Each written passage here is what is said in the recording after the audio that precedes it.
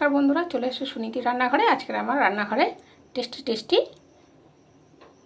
Item দেখাবো। খুব tasty, খুব সুন্দর, আর এই গরমে উপযুক্ত।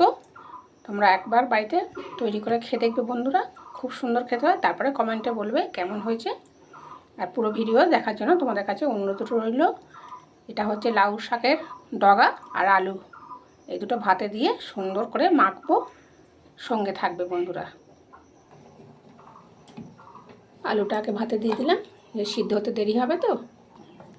এবারে ভাতটা ফুটে হয়েছে, এবারে এই লাউ গাছের ডগটা দিয়ে দেবো। আর এটা দড়ি বাঁধা আছে, যেহেতু অনেক ছোটো ছোটো জিনিস তো ভাতের চারিদিকে ছড়িয়ে যাবে, পাওয়া যাবে না।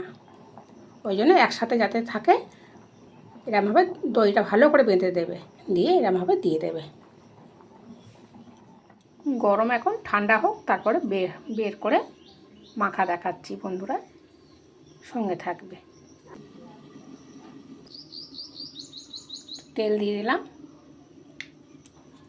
আর নুন আর লঙ্কা ভালো করে মাখবো। এবারে এটা সুন্দর করে মেখে আর ভাত দিয়ে খেলে এই গরমের সময় উপযুক্ত, খুব টেস্টি হয় আর খুব সুন্দর খেতে হয়, আর শরীরও খুব ঠান্ডা করে। আর যদি আমার ভিডিও ভালো লেগে থাকে তাহলে আমার চ্যানেলটাকে একটা লাইক, একটা সাবস্ক্রাইব করতে ভুলবে না। আর পুরো ভিডিও আমার সঙ্গে থাকার জন্য তোমাদেরকে ধন্যবাদ।